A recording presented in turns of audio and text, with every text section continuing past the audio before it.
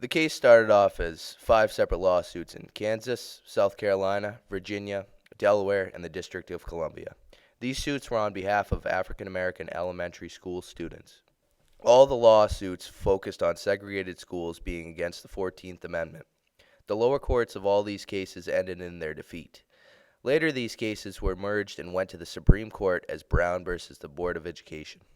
During this time, the attitudes about the case and segregation as a whole were mostly divided among the North and the South, with the North wanting desegregation and the South wanting segregation to continue. The NAACP supported the desegregation side of the case, backed by Brown, while most white Southerners supported the Board of Education, which favored segregation. Brown won the case with a unanimous vote in its favor. The Supreme Court cited the 14th Amendment as the main reason that segregation in schools was unconstitutional.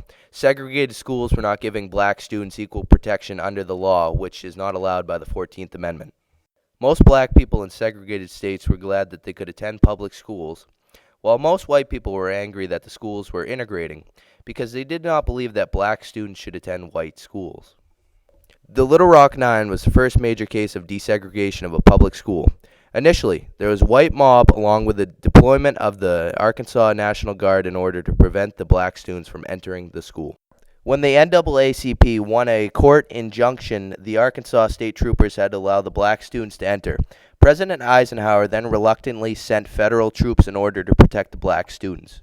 Even though the Supreme Court called for an ending of public school segregation with deliberate speed, the integration of segregated schools stalled to being overshadowed by events such as the Montgomery bus boycott, which aimed to end segregation in public transportation. Some southern and border state school districts peacefully desegregated, while the other areas with white resistance to desegregation often resulted in open defiance and violent confrontations. A famous example of this was the use of federal troops in Little Rock, Arkansas, in 1957 in order to protect black students. Oh yeah, Mr. Krabs. This is my version of the clip. Oh yeah, Mr. Krabs.